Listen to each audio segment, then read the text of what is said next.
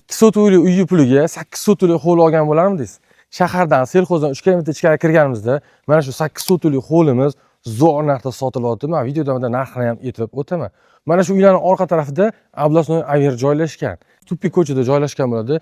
Gaz, svet, suv, kanalizatsiya hammasi bor. Ketdi endi ichkarini ko'ramiz. Oldin fasadini aytib o'taman sizga 15 metr. Bu yerda kameralargacha o'rnatib qo'yganlar. Ketdi endi ichkarini ko'ramiz. Yuraqdib kirib kelamiz. 3 ta 4 ta mashina qo'yish uchun joyimiz bor. Uyimizdan tegi podol qilingan. Podolga shu yerdan kirsangiz ham bo'ladi. Xo'p, hovlini bitta ko'rsating. Juda ham chiroyli, nejli, yumshoq ekan. Qanaqadir hovliga kirib maza qilman, toza havo. Xo'p, bu yerdan asosiy uyga kiriladi. Biz ichiga ham kirar ekanmiz. Ko'rasiz, chiroyli mebellar qo'yilgan. Tak, qaranglar. Ba'zi mebellar qoladi, ba'zilari ketadi. Egalar bilan gaplashib olasizlar. Xohlasangiz hamma narsani olib qolsangiz ham bo'ladi. Bu yerdan yana bitta spalniga, yotoqxonaga kirsa bo'ladi. Mana ko'rishinglar mumkin. Umumiy 5 ta xonasi, 3 ta sanuzeli bor. Olib keling. Endi bu yerdan chiqqanda mana bu yerda ham mehmonxonamiz bor.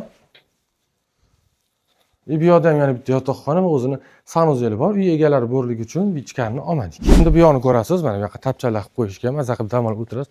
Bu yerda oshxona, uni yonida yana bitta yotoqxona keladi. Keyin yuvinish uni orqasida bo'lsa sanuzel. Hovlini ko'rdinglar, katta, keng.